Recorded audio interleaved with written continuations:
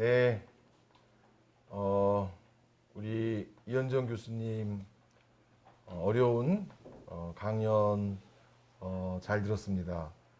2014년의 기억부터 최근에 이르는 시간까지 이 학교, 의료기관, 언론, 국가 여러 우리 사회를 이루고 있는 중요한 기관들이 이 사회적 참사를 대하는 기본적인 태도가 우리를 얼마나 아프게 하는지 그런 것을 다시 돌아보게 해주는 그런 시간이었습니다. 네, 여러분들 어려운 이야기 잘 해주셨다라는 격려의 문구를 보내주신 그런 청중분들도 계시고요.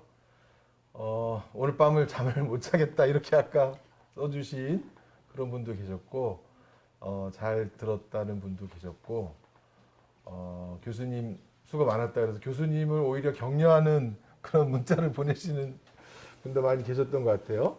제가 마스크를 저만 쓰고 있네요 지금. 네, 오늘 지금 교수님 강연에 이어서 이제 앞으로 오늘 2부에서 이야기 나눠 주실 손님이 오늘 함께 나오셨는데요. 아까 그 교수님께서 구술하시면서 인용했던 구술 이야기 속에서 이제 이름 성함이 나왔는데 제 옆에 좀 화면 잡아주시겠어요?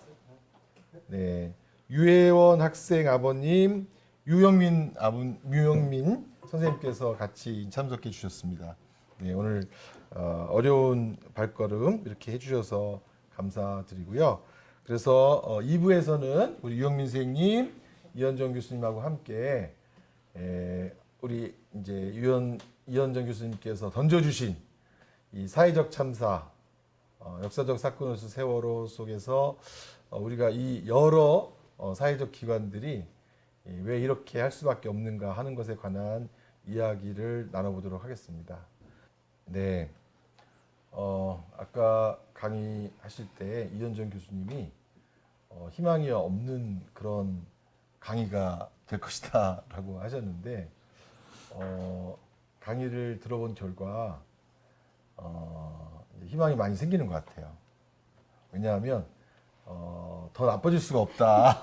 그러니까 이제 그야말로 기본을 새로 세워가는 일들이 우리가 해야 될 일이다. 그런 생각이 들어서 그야말로 남은 건 희망밖에 없다. 이런 생각도 드는 그런 느낌을 저는 받았는데요. 하여튼 지금 한 70분에서 80분 사이에 유튜브를 함께 해주시는 분들이 계십니다.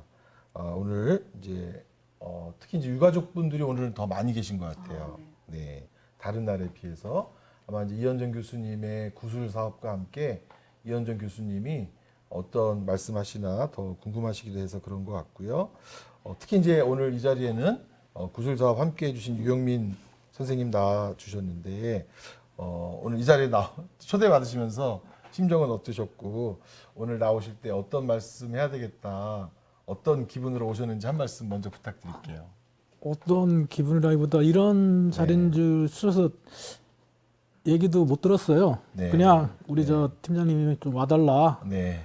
무턱대고 전화해서 와달라 해가지고 내막도 안 알려주고 오자마자 저 교수님하고 인터뷰 있으니까 하면 된다 이렇게 해가지고 그래요? 앉아서 우리 교수님 인터뷰 얘기하신 거 듣는데 그때가 또 다시 또 새롭게 생각나고 네. 그 아픔이라기보다는 좀 뭔가 다시 나를 조금 되새기는 시간을 다시 되돌리는 그 시간을 다시 생각하는 그런 시간이 돼가지고 아프기도 하고 또 한편으로는 뭔가 해야겠구나 하는 뭐 그런 좀 마음가짐을 갖게 합니다. 네. 그것 봐요, 교수님. 뭔가 다시 해야 되겠다 이런 마음을 우리 아버님도 이 강의를 통해서 들으셨다고 하니까 교수님의 강의가 어두운 강의가 아니라 희망을 주는 그런 강의로도 저희에게 전달이 됐다고 생각이 되는데요. 아마 두 분은 만남을 갖게 된 게 2019년에 발간된 세월호 참사 구술 증언 기록을 하시면서 그 교수님하고 아버님하고 이제 그런 참여자로서 책임자와 참여자로서 만당이 됐다고 이제 제가 알게 되었는데 이 세월호 참사 구슬주간 사업 이 사업의 의미라고 할까요? 이런 걸 혹시 이 그 구슬주간 사업에 대해서 모르시는 분도 지금 이 청취자 분들 중에 계실 수 있으니까 그것에 관해서 사업 책임자로서 좀 말씀 부탁드리고 참여자로서 그 의미에 관해서 말씀 부탁드리겠습니다. 네.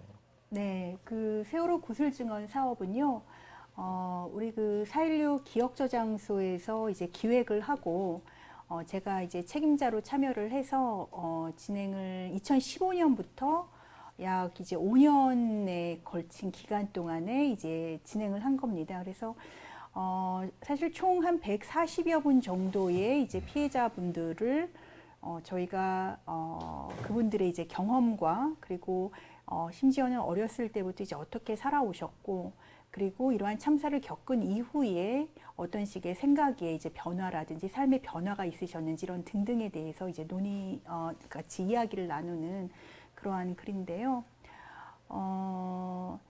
일단 그 가족분들, 특히 유가족분들이 이제 대부분이시고요. 총 100권으로 한울 아카데미에서 책으로 나왔습니다. 그래서 한 권 한 권을 저희가 작업을 하면서 사실 이 작업을 시작하게 된 게 2015년에 그런 판단이 들었어요. 아, 너무나 많은 거짓들이 난무하고 그리고 좀 정확한 당시의 초기의 기억들 같은 것들이 이제 잊혀질 것 같은 두려움들이 있었어요. 그래서 그것을 더 늦기 전에 빨리 기록을 남겨야 된다는 생각이 있었고요. 그래서 2015년 한 일주기 정도부터 작업을 시작을 했었던 것 같습니다. 그래서 지금 현재 100권의 한 분 한 분의 그런 기록들이 있습니다. 관심 있으신 분들은 좀 읽어주시면 정말 이분 한 분 한 분들이 어떠한 경험을 하셨는지에 대해서 생생하게 접하실 수 있을 것 같습니다. 네. 네, 참여자로서 또 어떤 처음에 구슬 하자고 했을 때 저는 망설임 없었습니다. 바로 그냥 흔쾌히 한다고 하는 게 어느 순간 모든 게 조금씩 잊혀져 가는 걸 제가 느끼더라고요. 왜냐면 아이에 대한 기억은 물론 잊힐 수 없겠지만은 그 당시 저희들이 받았던 모든 것들에 대해서 조금씩 나도 모르게 좀 무뎌져 간다고나 할까? 그런 게 많이 느껴지더라고요. 그래서 그 당시 그런 걸 생각하고 있을 때 때마침 이 얘기를 듣고서 아직은 선명하게 남아있을 때 좀 기억에 남고 기록을 남겨야겠다는 게 서로 상충돼서 맞아가지고 또 흔하게 참석하게 되었고 그때서도 저뿐만 아니라 뭐 주위에 있는 사람들까지 같이 하자고 얘기해가지고 여러 명이 같이 한 걸로서 지금도 잘했다고 생각하고 있습니다. 네. 하고 나신 다음에 느낌이 확실히 달라졌다는 그런 것도 있으신가요? 구슬 작업 참여한 후에 뭐 후련하다라고 할까? 아니면 후련하다. 나중에라도 네. 내가 기억하지 못하거나 아니면 어느 상실했을 때 네. 그걸 찾아낼 수 있고 네. 또 알아볼 수 있고 그런 것들을 지금도 무뚝무뚝 우리 애에 대한 생각이 가끔씩은 무뎌질 때가 있어요. 네. 어떤 때는 엄청 보고 싶고 생각난다고도 어느 순간은 또 내가 왜 이 순간을 야로 잊고 살았구나 하는 그런 걸 느낄 때 그때 내가 구슬했던 거 그리고 내가 그때 내가 받았던 상처, 아픔 뭐 이런 거에 대해서 그리고 거기에 지금 제가 기억 못하는 많은 것들이 아마 얘기가 기록이 돼 있을 겁니다. 네. 그래서 거기에 대해서 한 번씩 쭉 책을 보면 아 이런 게 있었구나 하면서 마음을 또 조금은 되새기고 또 다질 수 있는 한편으로는 지금도 생각해도 참 잘하고 좋은 사업하신 것 같습니다. 감사합니다. 하여튼 뭐 기록하지 않으면 기억되지 않는다 그런 이야기가 있는데 하여튼 기록함으로 인해서 우리가 기억하게 되고 또 기억함으로 인해서 뭔가 할 일을 분명하게 알 수 있는 그런 계기가 되었던 것 같습니다. 세월호 2014년 참사 이후에 우리 교수님께서 여러 기관들의 대응 방식에 관한 암울함에 관해서 말씀하셨는데 우리 유영민 선생님께서는 그 중에서도 어떤 대응 방식에 가장 지금까지도 아쉬움이 남고 어떤 대응 방식에서 제일 개선점이 필요하다라고 좀 집어서 말씀하신다면 어떤 대응 방식을 제일 말씀하실 수 있으실 것 같아요? 지금 네. 국가 재난이나 아니면 네. 새로 어떤 큰 사건이 터졌을 때 네. 거기에 담당할 수 있는 그 사람들의 안전을 지키시는 분들의 초기 대응이 너무 없다고 봐요. 네. 기초적인 매뉴얼도 없고 사건이 터졌을 때 우왕좌왕하는 모습. 아까 교수님 말씀하신 대로 저희들이 세월호 사고 나서 바로 진도로 달려갔을 때 팽목으로 갔을 때 네. 저희들을 통제하거나 아니면 저희들을 저기 해주신 분들이 하나도 없었어요. 본인들조차도 우왕좌왕하면서 아무것도 못하는 시국에 가장 중요한 골든타임이라는 그 시국에 그 모든 사람들을 총괄하거나 지휘할 수 있는 사람들이 없었다는 거죠. 그게 저는 제일 아쉬워요. 가장 초동적인 문제, 가장 기초일 때, 가장 시작일 때 그래도 누구 한 명이라도 제대로 정신 박혀가지고 체계적으로 지휘하고 어떤 교육이나 매뉴얼이 있었으면 이런 참사는 되지 않았을까 하는 그런 게 제일 아쉽죠. 앞으로도 어쨌든 하여튼 뭔가 국가적 재난이나 큰 사회적 재난이 있을 때 초동 대응 이게 정말 중요한데 4.16 때도 그렇고 초동 대응이 안 된 게 제일 아쉽고 앞으로도 하여튼 뭔가 일이 났을 때 초동 대응이 기본적으로 잘 되어야 한다라는 그런 말씀 해주셨는데 교수님도 아까 뭐 여러 가지 다 얘기하셨는데 교수님은 이런 여러 가지 얘기 중에서 그래도 위계를 정해서 교수님 입장에서 한다면 어떤 대목을 제일 그래도 짚고 싶으세요, 교수님께서는? 저는 사실 뭐 어떤 게 더 중하고 약한지 하기 힘든데요. 네. 제가 역시 또 학교에서 또 전문가라는 그런 네. 직을 갖고 있어서 그런지 이 한국 사회의 전문가라는 사람들, 그러니까 좀 배운 자들, 엘리트라는 사람들, 그런 사람들이 갖고 있는 어떤 오만함과 좀 무책임함, 그리고 어떤 위선들, 이런 점이 일단 가장 먼저 좀 바뀌어야 될 부분이 아닐까 하고 생각을 합니다. 네. 네. 그렇게 말씀 해주셨네요. 네. 하여튼 전문가 집단의 변화가 우리 교수님께서 말씀해 주셨고, 우리 청취자분 중에 강지은 선생님께서 여전히 다른 문제들도 계속 진행 중에 있고 아마 잘 개선이 안 돼서 답답하신 것 같은데 지금 피해자를 지원하는 분야 중에서 보건의료 분야가 되게 비겁한 것 같다. 보건의료 분야가 피해자들을 계속 힘들게 하고 있다. 피해자의 하나의 권리로서 치유가 지원되어야 하는데 보장되어야 되는데 그래서 계속 주장하고 외쳐야 이게 뭔가 그걸 설득하고 이렇게 해야 되니까 그게 굉장히 어렵다 이런 말씀 하셨는데 뭐 교수님 혹시 뭐더 글쎄, 아마 그 위원장님께서 더 잘 아시겠지만 일본 같은 경우는 이미 이제는 어떤 그 공동체 중심으로 이제 보건의료의 그러한 형태들도 좀 변해가고 있고, 그러니까 어떤 정말 만나기 어려운 의사 선생님 뭐 이런 게 아니라 우리가 같이 살아가고 같이 좀 건강하고 안전한 삶을 꾸리는 그러한 성원으로서 꾸려가는 그러한 모습들이 이미 다른 사회에서는 시도가 되고 있다라고 생각을 하거든요. 그래서 그러한 모습들이 우리 한국 사회에서도 조금씩 나타나면 어떨까 하는 생각이 듭니다. 그리고 그러니까 이것도 역시 아까 전문가주의, 그러니까 뭐 해경 지도부나 뭐 아니면은 그 보건의료 전문가들도 마찬가지로 제가 이제 전문가주의에 대한 그런 비판을 이제 특히 또 제가 그 안에 있기 때문에 더 많이 비판을 하는 것이기도 하지만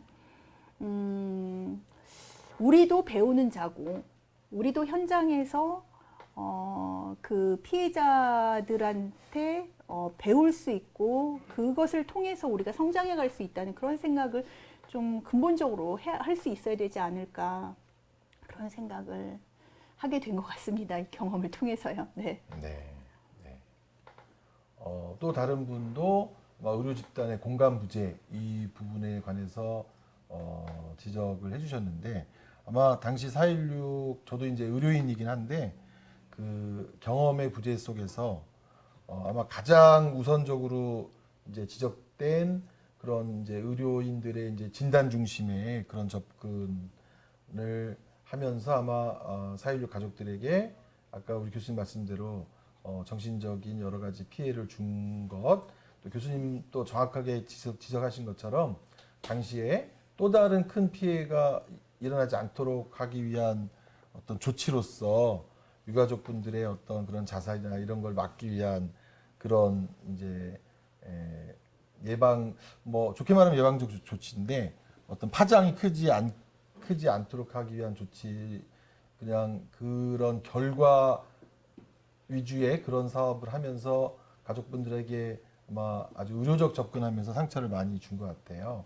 아마 이제 조금 더 경험이 있었으면 가족들하고 좀 더 어울리고 가족들 이해하고 그런 기반 하에서 이런 이제 그 피해자들과 연대하면서 활동하는 그런 것을 좀 더 익숙하게 이제 훈련 받고 했을 텐데 아마 당시에는 아마 이런 규모로 재난에 결합했던 게 거의 정신과 의사들도 아마 처음이고 그래서 여러 가지 시행착오가 있었던 것 같습니다. 네, 아마 당시에 이제 그런 아픔으로 인해서 안산 트라우마 센터도 상당히 어려움이 있었던 것 같습니다. 네. 네. 또 이 우리 유영민 선생님과 이현정 교수님에게 이제 세월호 참사가 발생한 지 7년이 지났고 국가 의료 시스템 공동체 사회에서 아까는 이제 제일 걱정되는 게 어떤 분야냐 이렇게 질문을 드렸는데 그래도 좀 나아지고 있는 분야는 어떤 거라고 느끼시는지. 그래서 그래도 우리가 7년이 지났는데 그리고 이제 8주기가 이제 벌써 이제 곧 8주기가 오는데요. 그래도 희망을 느낄 수 있는 좀 나아지고 있는 분야는 어떤 분야가 나아지고 있다라고 생각되시는지를 이제 물어봤으면 좋겠다라고 하시는데요. 그래도 좀 나아지고 있다라고 하는 부분이 어떤 부분이라고 좀 생각이 드시나요? 그래도 좀 나아지고 있다. 우리 아버님부터. 저희들이 처음에 사고 나고 나서 네. 한 3년 정도는 진짜 제정신이 아니고 아무것도 못하면서 오로지 진실규명한다고 사방팔방 돌아다니고 뛰어다니고 하다 보니까 저 자신을 돌보지도 못하고 가족들도 못 돌보는 그런 상태였었거든요. 네. 그래서 이제 조금씩 가족협의회가 형성이 되고 시민연대 형성되면서 네.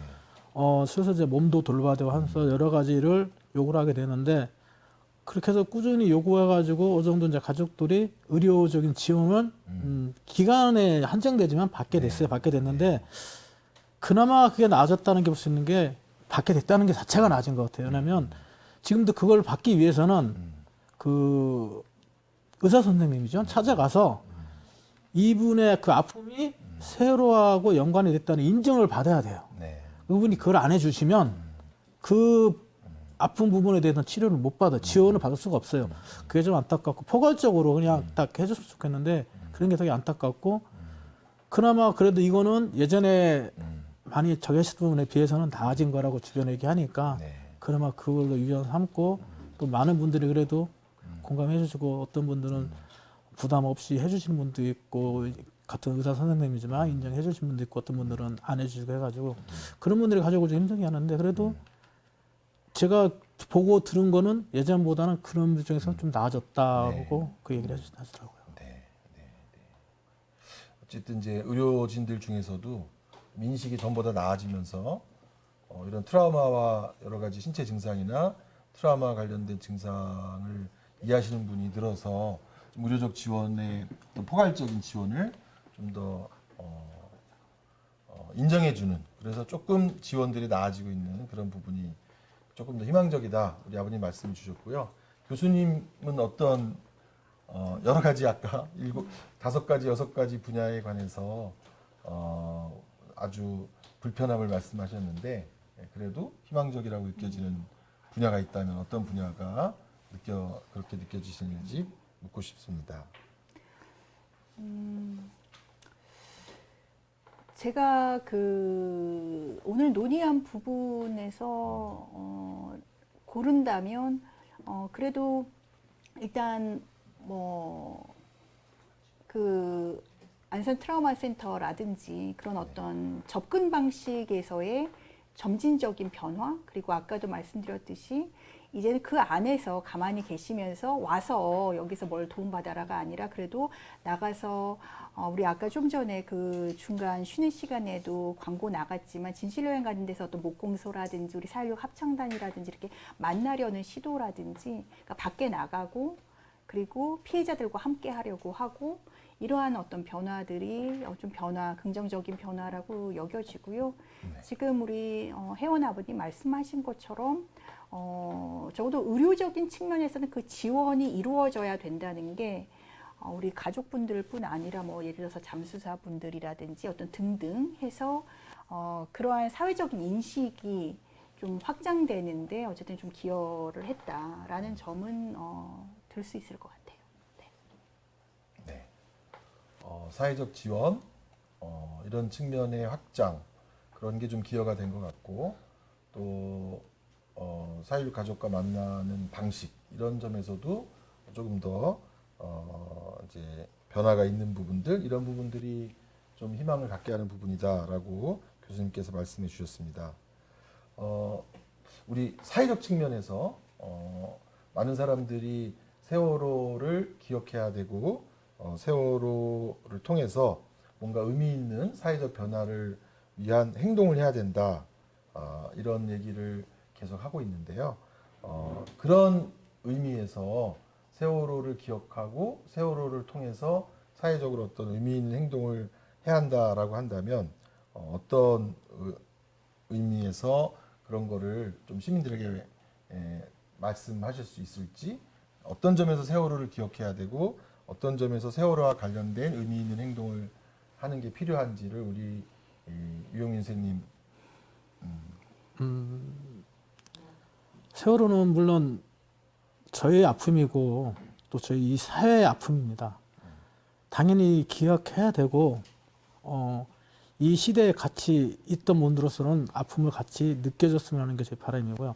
저희 가족들은 세월호를 알리고 세월호를 기억하기 위해서 어머니 유가족들만 네. 구성도 아니고 그리고 같이 동조하신 분들 함께하는 합창단도 있고 또 연극부도 있어요. 네. 그리고 많은 부모님들이 아직도 진실을 밝히기 위해서 여기저기 많이 움직이고 돌아다니고 계시고요. 그래서 저는 이렇게 보면은 학생들 중에 아직도 노란 리본을 착용하고 가방에 매달고 다니는 학생들이 있어요. 볼 때마다 너무 고맙고 또 지나다 보면은 차 뒤에 세월호 돌아오려면 하는 그 마커를 리본을 붙이고 가는 차 보면 너무 고맙더라고요. 어떤 사람 같은 그게 아무것도 아닌 단순한 걸 수도 있고 어떤 분은 그냥 나도 모르게 갖고 다닌다 할 수도 있지만 당사자로서 그거를 보는 관점은 너무나 고맙고 감사한 것 뿐이거든요. 세월호를 기억하는 거 큰 게 어렵고 힘든 건 아닙니다. 여러분들이 조금만 주위를 돌아보거나 아니면 내가 할 수 있는 한 번만 해놓고도 오랫동안 기억할 수 있는 게 참 많습니다. 그런 것들이 있으니까 그리고 좀 적극적으로 해준다면 세월호 시민연대에 한번 가입 들어오셔서 가입해서 한번 봐주시고 저희 가족들이 활동하시는 거 어머니 합창단이나 아니면 뭐 연극부나 이런 데 와서 한 번씩 관람해 주시면 저희들한테는 큰 힘이 됩니다. 아직도 세월호는 계속 진행 중입니다. 여러분 끝까지 기억해 주시고 응원해 주시면 고맙겠습니다. 네, 감사합니다. 교수님도 한 말씀. 그리고 이제 유튜브에 올라와 있는 그런 질문으로 넘어가도록 하겠습니다. 네. 네, 저는 세월호 참사가 주는 메시지가 분명하다라고 생각을 해요. 그러니까 그거는 우리가 정말 선진국에 들어선 이러한 나라에 살고 있지만 가장 약하고 우리가 가장 소중하게 돌봐야 되는 그러한 학생들을 어떠한 손도 우리가 내밀어 주지 못하고 그냥 목숨을 잃을 수밖에 없도록 그렇게 해버렸다는 거예요. 저는 그것은 그러니까 이 나라에 살고 있는 이제 그게 단지 정말 자신의 자식을 잃은 분들만의 문제가 아니라 이런 사회에서 살고 있었던 모든 어른들이 한번 생각해 봐야 될 문제이자 우리가 그런 사회에서 만약에 한편에서는 계속 그런 사회인데 끊임없이 입시 교육에 막 아이를 몰아넣고 있고, 그런 사회인데 끊임없이 어떤 약한 자보다 나는 끊임없이 더 강한 자가 되기 위해서 막 경쟁하고 올라가고 있고, 정말 이러한 삶이 맞는 것인지 되돌아볼 수 있게 하는 되게 중요한 그러한 사건이었다고 생각을 하거든요. 그래서 이러한 그 사건과, 그리고 그게 우리가 작은 노란 리본으로 상징이 되지만, 기억을 함으로써 우리가 어떻게 어떠한 공동체를 우리가 원했었던 것인지, 우리가 정말 너무나 후회되고 잘못했다고 생각하는 것은 무엇인지 또 반성하기도 하고 성찰하기도 하고, 또 새로운 어떤 비전을 꿈꿔보기도 하고 하는 그 마음을 계속 갖는 것이 그 사회적 기억이라고 생각하고요. 그것이 바로 세월호를 기억해야 되는 이유라고 생각을 합니다. 네. 네. 우리 이현정 선생님, 유영민 선생님께서 세월호를 기억해야 하는 이유, 그리고 이제 의미 있는 그래서 행동이 어떤 것인가 이렇게 말씀해 주셨는데, 이제 우리 유영민 아버님께서는 세월호를 기억하기 위해서 해야 될 일이 어려운 일이 아니다. 그래서 그 리본 붙이기, 리본 가지고 다니기 이런 말씀해 주시면서 4.16 가족들이 하는 여러 가지 연극, 합창, 또 목공소 이런 것에 함께 해 주시고, 또 뭘 하는지 이렇게 들여다보고 같이 해주시기를 바란다, 이런 말씀 해주셨고요. 뭐 우리 교수님께서는 4.16 참사가 4.16 가족만의 문제가 아니라 이 시대를 살아가는 모든 어른들의 문제고, 우리 아이들이 이제 어떻게 죽어갈 수밖에 없었는지 이제 그것을 우리가 알아야 되고, 또 동시에 그럼에도 불구하고 현재 그런 상황에 있는 아이들을 어떻게 키워가고 있는지, 이런 것을 우리가 다시 한번 깨달으면서 우리들의 삶과 우리 아이들의 삶을 다시 점검하고 새로운 삶으로 나아가도록 하는 그런 노력이 필요하다, 이렇게 말씀해 주셨습니다. 네, 이렇게 해서 유영민 선생님과 이현정 교수님과의 이야기는 이제 여기서 이제 조금 잠깐 쉬고요. 지금 유튜브에 올라와 있는 그런 질문 가지고 함께 또 얘기를 나눠보려고 하는데, 아까 강지은 선생님 이후로도 한 두세 분의 질문이 올라온 것 같습니다. 오늘 그 질문 유튜브에 올려주신 분들에게는 선물이 저희가 준비가 되어 있는데, 그 선물은 전에도 저희가 이렇게 계속 해왔는데, 저희가 모시는 분들이 대부분 다 책을 내신 분들이에요. 지난번에 김혜영 선생님도 책을 내셨고, 아마 저도 제가 쓴 책을 여러분들에게 선물로 드렸고 그랬는데요. 우리 이현정 교수님도 아마 단독으로 지으신 건 아니지만 아마 함께 책을 내셔서 이현정 교수님과 함께 공저한 그런 책을 선물로 드릴 것 같은데, 혹시 책 소개도 잠깐 해주실 수 있나요? 이 책은요, 그 이제 아까 우리 위원장 선생님께서도 말씀해 주셨지만, 그 제가 의료인 유학이라는 걸 전공하고 있어요. 네. 그래서 이제 의료의 문제를 정말 사람들이 살아가는 일상의 차원에서 고민을 해보고 또 연구를 해서 발표하는 사람들인데요. 이 아프면 보이는 것들이라는 책에는 오늘 제가 발표한 내용이 이제 제 글로는 이제 들어가 있고요. 그 외에도 가습기 참사, 가습기 살균제 참사의 문제라든지, 아니면은 뭐 그런 요양병원의 어떤 그러한 문제라든지, 뭐 성매개 감염 뭐 등등 해서 여러 가지 다양한 어떤 질병들과 또 문제들을 13분의 그런 의료인류학자들이 같이 쓴 책이에요. 그래서 의료의 문제를 한번 좀 다른 각도에서 접해보시면 어떨까 하는 생각에서 이 책을 추천하게 됐습니다. 네. 네.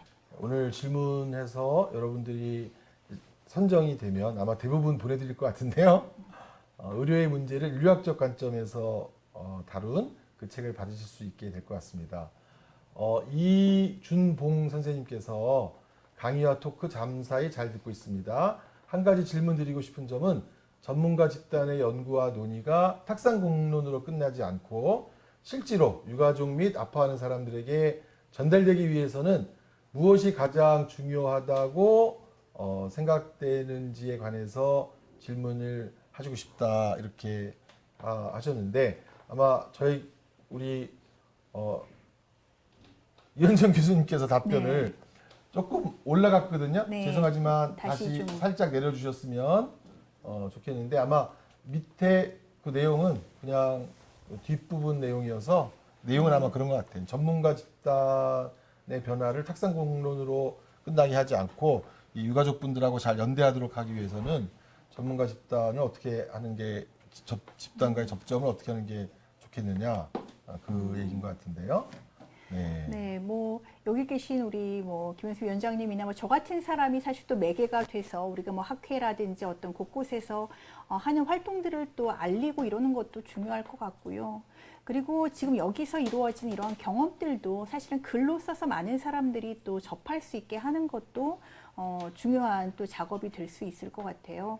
그리고 예를 들어서 안산 정신공원 트라우마 센터 같은 경우에도 이제 가족분들 그리고 또 잠수사분들 생존자분들 여러 다양한 이제 피해 그 집단이 있을 수 있는데요. 그분들과 또 대화하는 시간들을 가지고 또 피드백을 받아서 또 할 수 있지 않을까 하는 그러한 작업들이 그리고 곳곳에서 조금씩 이루어지고 있는 것 같고요. 그런데 조금 더 이런 것에 관심 있는 사람들이 좀 많았으면 좋겠는데 사실 거의 몇 분 맨날 하는 사람들만 똑같이 한다는 게 조금 아쉬운 점인 것 같아요.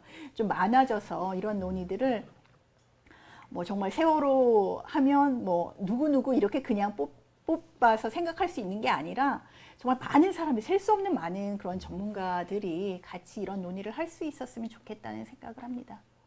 네, 우리 유민 선생님도 혹시 그 전문가 집단이나 초기에 의료인 집단을 만나면서 좀 아쉬운 점이 있었다고 하셨는데 전문가 집단에게 바라는 게 있다라고 하면 어떤 걸 좀 말씀하실 수 있을까요? 의료인이나 심리학자나 또는 다른 여러 전문가 집단들에게 처음에 제가 진도에서 가자마자 둘째 날인가 그 트라우마 상담한다고 받았을 네. 때 상당히 거부감을 받았거든요. 아 그래요? 예, 와서 왜냐면 계속 그 아픈 부분에 대해서 물어보니까 그러고 나중에 안산 올라와서도 2번 정도 상담께 했는데 그때도 되게 좀 불편했어요. 아, 네. 이런 거 봤을 때 아까 교수님 말씀대로 트라우마 센터가 있으면 아파하는 사람들, 즉 유가족 및 많은 아파하는 사람들이 좀 편안한 마음으로 먼저 다가갈 수 있는 그런 공간이 있었으면 하는 바람이에요. 그러면 네. 그분들이 찾아와서 아픔을 지는 것보다 내가 먼저 아파서 내 스스로가 편하게 찾아갈 수 있는 곳.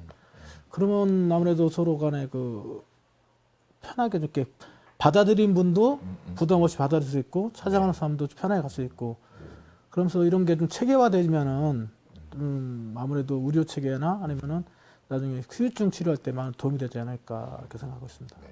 하여튼 대단히 아쉽게도 세월호 초기부터 해서 여러 트라우마 센터나 트라우마 상담이 찾아오신 분들을 편안하게 해주기보다는 아주 불편하게 해서 아마 정말 전문가가 트라우마를 갖고 있는 분들을 편안하게 트라우마를 치유해주는 그런 상담이 당시에는 못됐다. 이게 현재 우리가 받아들여야 되는 당시의 어떤 그런 현실이었던 것 같습니다.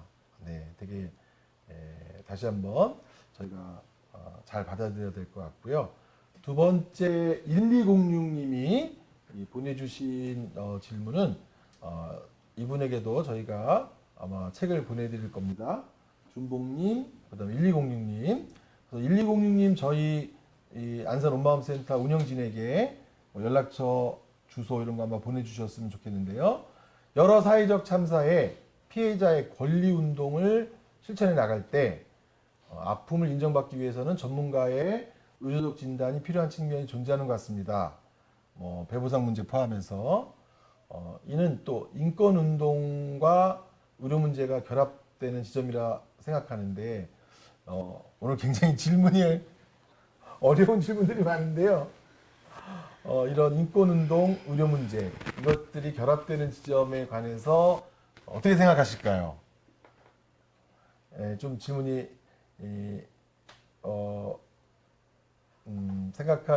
어떻게 생각할 구체적으로는 어떤 지점인지 제가 네, 제가 간단하게 그냥 말씀드리면은 네. 예를 들어서 지금 사실 피해자라는 그러한 정체성을 갖는 걸 누가 좋아하고 사실 그러한 것을 피해자 권리라고 얘기하지만 누가 그것을 갖고 싶어 하겠어요. 그러니까 피해자로서의 어떤 그런 경험이라는 것을 가능한 한 우리가 평생 안 갖고 싶어 하지만 이래서 특히 아픔의 문제라든지 뭐 질병과 관련된 이러한 것들은 이제 도움을 받고 이제 그게 나을 때까지 사실은 지원을 받을 수 있으면 좋은데요. 문제는 제가 이제 접해본 그런 말씀들을 이제 들으면 이 세월호 가족분들조차도 모든 분들이, 그러니까 의사 선생님들이 이 문제에 대해서 어떤 공통적으로 어떠한 그런 지원을 할 수 있거나 어떠한 지원을 해줄 수 있다라는 것을 하지 않고 그냥 개별적으로 어떤 분은 이것이 그 참사와 관련돼 있다라고 해주시고 어떤 분은 아니다라고 해주셔서 그런 게 좀 개별적으로 다 이루어지는 것 같더라고요. 그래서 이런 지점은 조금 개선되어야 될 부분이 있지 않을까 싶은 생각이 들고요.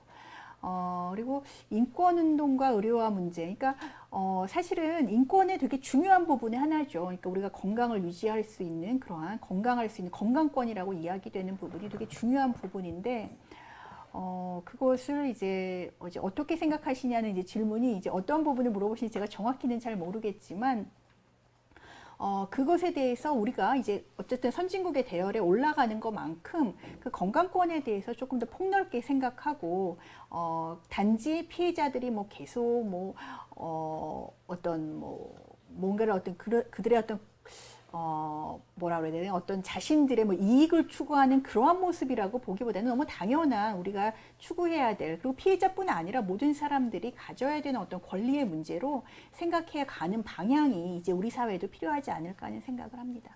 네. 네, 네, 감사합니다. 아마 이제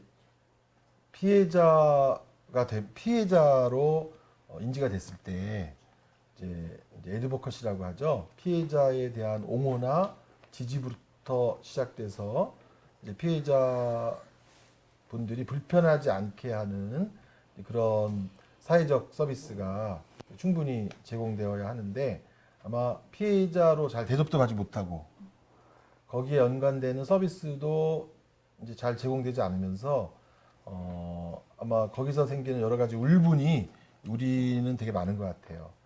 전에 뭐 여러 가지 아동학대, 가정폭력 이런 분야에서도 우리나라는 사실 엄마가 나서서 해결하는 시스템이 많지 피해자가 스스로 나서서 국가가 해결해 준다, 사회가 해결해 준다 이런 게 사실 굉장히 지금까지도 미비한 경우가 많았거든요. 이 4.16을 보더라도 저도 굉장히 안타까운 게 사실 국가가 해줬다 이런 거보다 가족들이 나서서 가족들이 스스로 결국 이것도 챙겨야 했었다. 피해자가 스스로 챙겨야 했었다. 이렇기 때문에 아마 가족들이 한편으로는 더 아마 속이 터지는 그런 일들이 많았을 것 같아요. 뭐 우리 강지은 선생님 또 질문하셨지만 진상규명도 가족이에요. 피해 지원도 가족이 요청해서 만들어서 봐도 이런 많은 것들을 이제 가족 스스로 해야 된다는 그런 측면에서 아마 가족들이 더 속상하고 네 아마 아픔이 더 크지 않았나 그런 생각이 들었습니다. 네, 지금 한 3분 내지 5분 사이에 저희가 이제 마감을 해야 되는 그런 정리가 해야 되는 그런 시점이 되었습니다. 네, 오늘 이현정 교수님하고 여러 가지 이야기 나누고 또 유영민 아버님과 또 여러 가지 이야기를 나눴습니다. 한두 질문이 더 있는데요.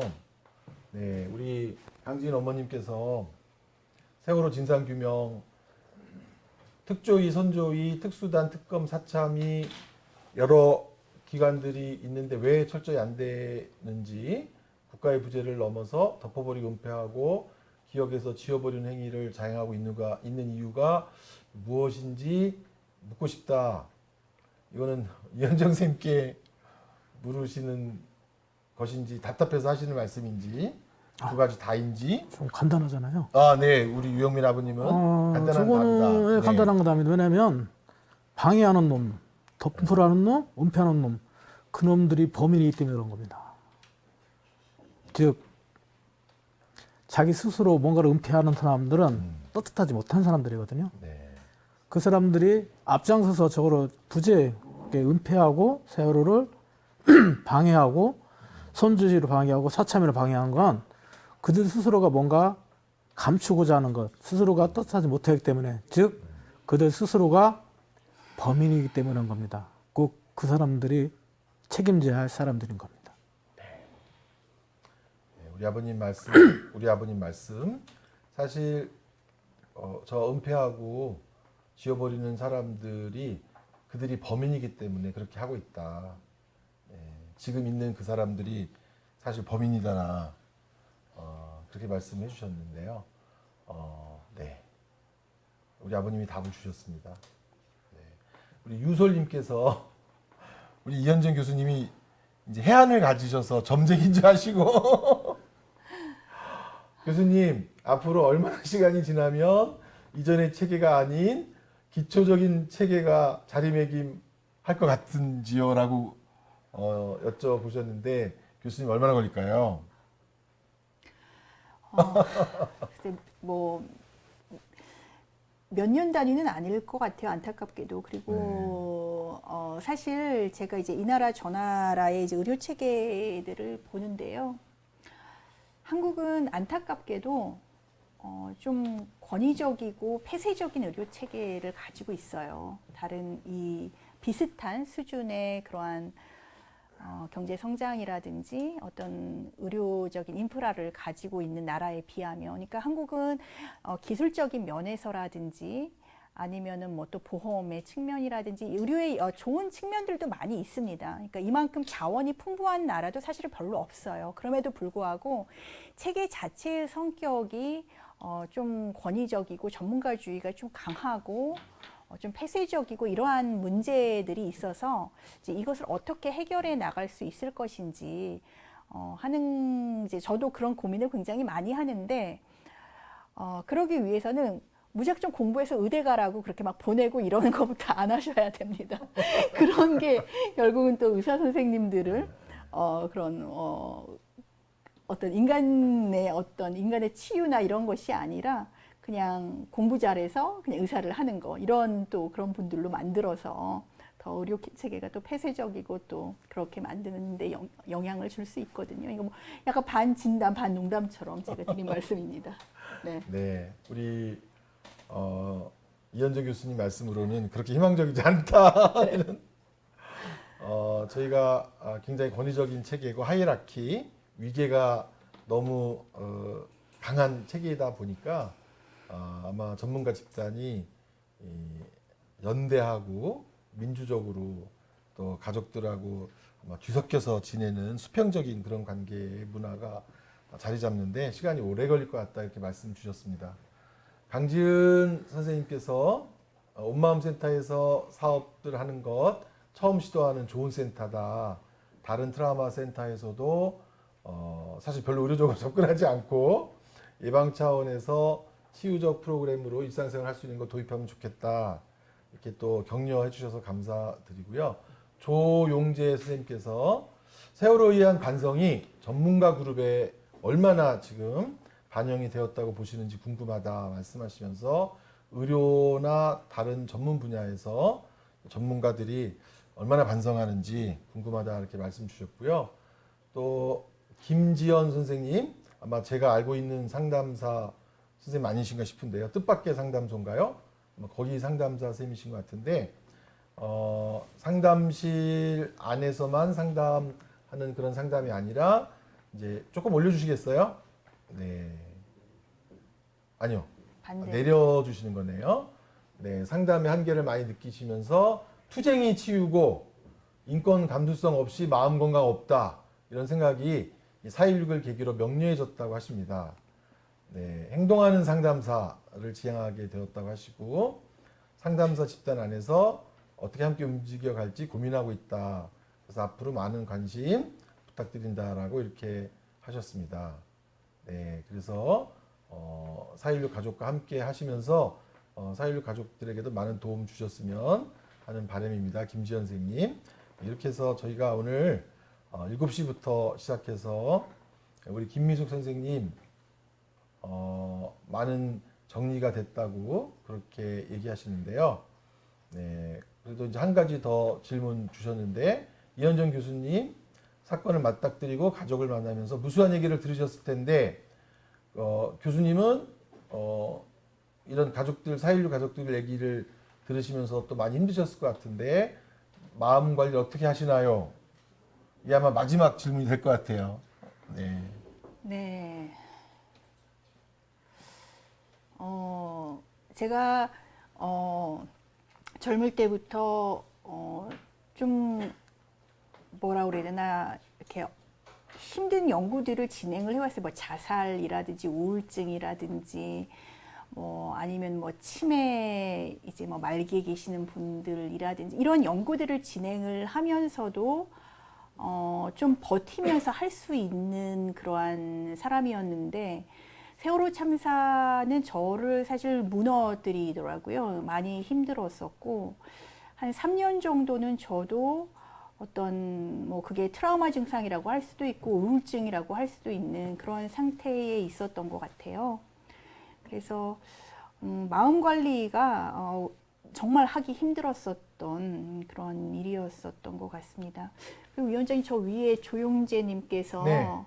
세월호에 대한 반성이 전문가 그룹에게 얼마나 반영이 되었다고 보시는지 궁금하다. 네. 거기 답변하시겠어요? 네, 그거 잠깐 말씀드리면 저는 반영이 많이 되어 있지 않다라고 생각을 해요. 네. 그래서 아까도 전문가 집단에 대한 비판을 제가 세게 한 이유가 초기에 그 2014년 4월, 5월쯤에 안산이 바글바글했어요. 그리고 놀랍게도 제가 보니까 3개월이 지나니까 세월호와 관련된 논문이 수백 편이 나오더라고요. 그러니까 소위 말하는 어떤 학자라는 사람들, 연구자라는 사람들, 뭐 그게 분야에 상관없이 그게 뭐 정치학이든 뭐 아니면 의료 쪽이든 의료 보건 쪽이든 심리학 쪽이든 뭐 아니면 심지어 위기 관리 쪽이든 어느 쪽이든 간에 그렇게 바글바글하게 몰려서 이러한 새로운 사건이 있고 이것을 통해서 어떤 연구를 하거나 관심을 기울였던 사람들이 있었는데요. 제가 아까 말씀드렸듯이 이게 정치적인 이슈가 되고 어떤 세월호 그 피해자들을 지지하는 집단에 대한 어떤 국가의 감시와 어떤 그러한 공격이 진행되게 되면서부터 정말 물 빠지듯이 썰물처럼 이렇게 빠져나가더라고요. 그래서 제가 그때 너무 결정적으로 이 전문가라는 사람들이 진짜 끔찍하게 비겁한 사람들이구나 라는 생각을 했고 그러한 점이 과연 지금까지도 상당히 저는 계속되고 있다라고 봐서 좀 안타까운 생각을 가지고 있습니다. 네. 그렇습니다. 정말 아무래서 너무 죄송합니다. 네. 네. 네, 우리 오랜 시간 또 이현정 교수님 강의도 같이 듣고 말씀도 같이 나눠주시고 해서 힘들으실 텐데 또 우리 아버님도 마음 관리 어떻게 하시고 마지막 코멘트 하실 기회인데 우리 유영민 아버님 마지막 코멘트 부탁드리겠습니다.